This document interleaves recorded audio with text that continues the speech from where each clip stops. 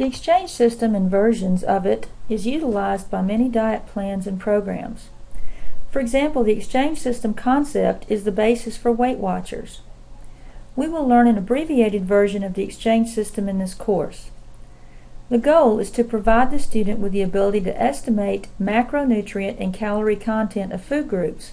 In a later assignment, you will use this information to estimate the amount of insulin needed for an insulin-dependent diabetic.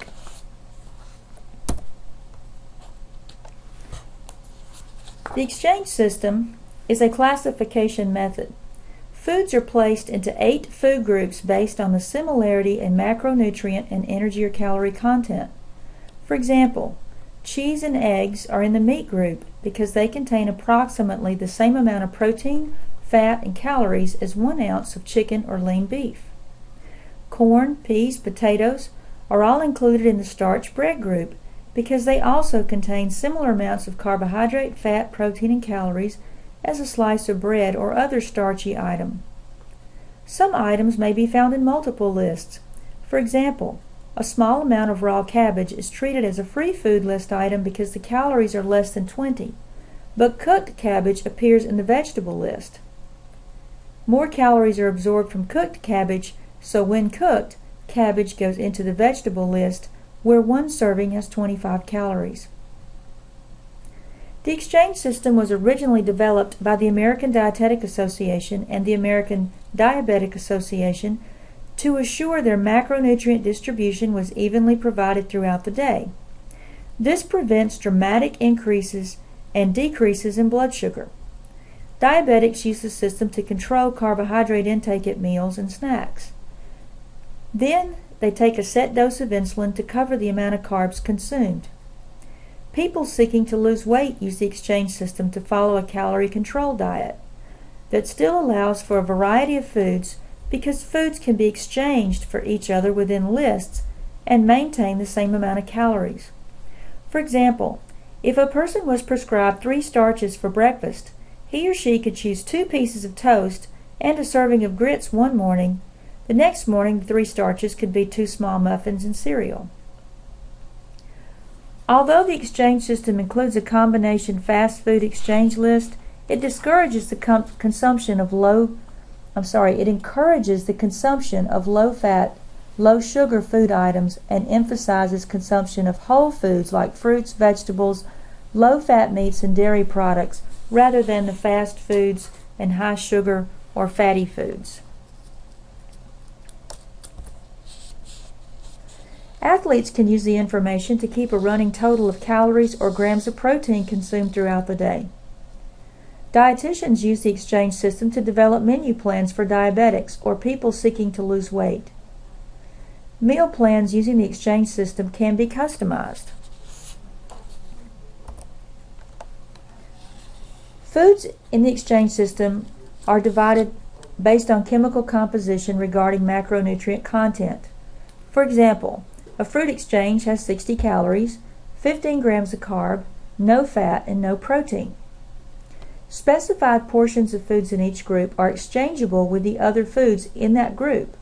So, in the fruit list, 1/2 cup of orange juice can be exchanged for a cup of strawberries without increasing calories and carbohydrate content.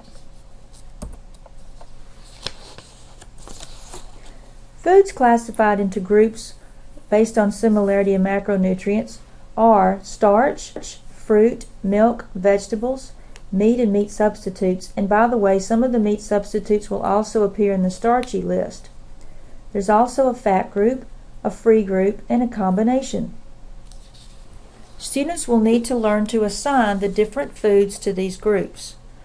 Students will also need to memorize the number of calories in each group, the number of grams carbohydrate, fat, and protein. Students are not required to memorize serving sizes. These can easily be searched in any database. We'll start first with the starch group. One starch exchange has 15 grams of carbohydrate, 3 grams of protein, relatively no fat, and 80 calories. Examples are 1/2 cup of oatmeal, a slice of bread, half of a muffin, half of a hot dog or hamburger bun, or a half a cup of a starchy vegetable. The fruit group has 15 grams of carb per serving, no protein, no fat, and 60 calories. Example would be a small banana or half of a large banana, 1 1/4 cup of strawberries, half a cup of orange juice, 3/4 cup of fresh pineapple. Serving size really dictates, the serving sizes contribute to the total calories, so you have to pay attention to that. In the milk group, a serving, usually 1 8-ounce cup, has 12 grams of carbohydrate, 8 grams of protein, 5 grams of fat, and 120 calories. These are the numbers that you need to memorize, even though there are 2 additional subgroups in here, such as whole milk and total skim milk. We're just going to stick with the 2% or low fat. The vegetable group has 5 grams of carb, 2 grams of protein, no fat, and 25 calories per serving. You can look again at a database to determine the serving size. Generally, it's a half a cup of cooked or 1 cup of raw. There are 4 different subgroups in the meat list. For the purposes of this class, we will only hold the student responsible for the medium fat. Per ounce, medium fat has 75 calories, 7 grams of protein, and 5 grams of fat. Since most people eat more than 1 ounce of meat, it will be important to multiply the number of ounces in a serving by 75, 7, and 5. So, if a person had a 3-ounce portion of medium fat meat, we would multiply 75 calories times 3, 7 grams of protein times 3, 5 grams of fat times 3. Examples of 1 ounce of medium fat meat include an egg, 1 ounce of cheese, an ounce of lean beef, fish, poultry.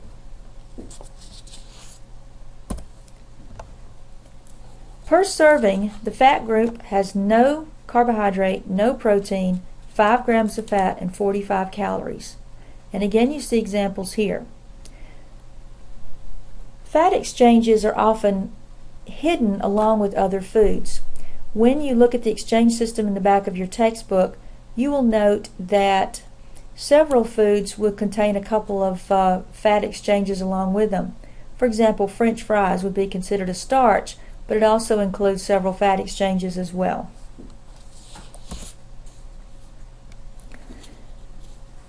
If we want to calculate carb exchanges using food labels, we simply look at the total grams of carb on the food label and make sure that the estimate is 12 to 15 grams. When we use the exchange system, you see that milk, fruit, and starch exchanges have approximately the same amount of carbs per serving, about 12 to 15 grams. When using a food label, look at total grams and divide by 15. That gives you the number of carb exchanges. So, for this food item, we see that it has 15 grams of carb. If we divide by 15, we know that's 1 exchange. This will be very important to remember as you complete future assignments, particularly the one that has to do with estimating insulin levels for diabetics. So let's do some math. Let's say that we've determined that an adult male needs 2,400 calories per day. As you learned in this first section of the text, at least 50% of our calories need to come from complex carbohydrate foods. So 50% of 2,400 is 1,200 calories. To convert calories into grams of carbohydrate, you have learned that 1 gram of carbohydrate is equal to 4 calories. So if we divide 1,200 calories by 4, we can convert that into 300 grams of carbohydrates per day. To know how many exchanges this is, we would divide by 15. That gives us 20 carb exchanges per day for our sample male. Now, to see what that looks like in terms of real food, we've prepared a table for you. We have 20 carb exchanges to divide evenly throughout the day. So we're going to give him 5 for breakfast, 5 for lunch, 5 for dinner, and 2 at one snack, and 2 exchanges at later snack. So for breakfast, to approximate 5 carb exchanges, he can have toast, grits, cereal, milk, and orange juice.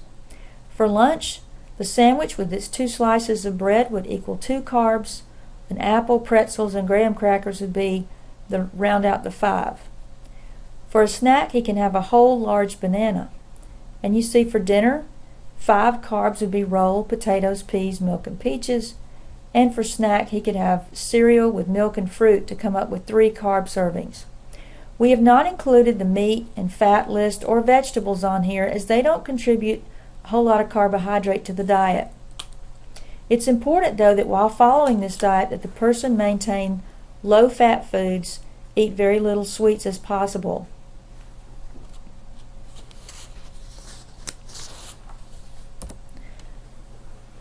In MindTap, Appendix D has extensive information on the exchange system. You will need this resource to complete your homework assignments. Also, this material will be covered on the comprehensive final exam. So let's go to MindTap and look. If you go to the course and click on the MindTap link, this page will open. You can select the whole book icon.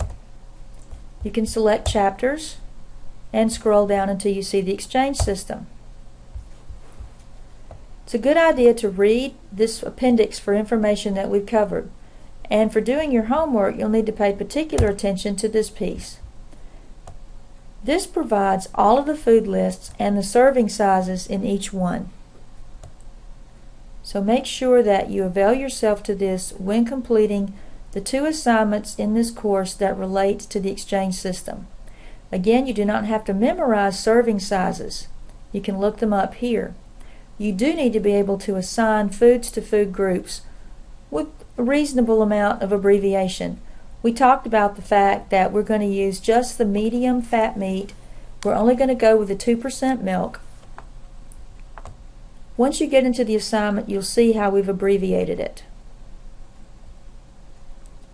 And that concludes this presentation on Introduction to the Exchange System.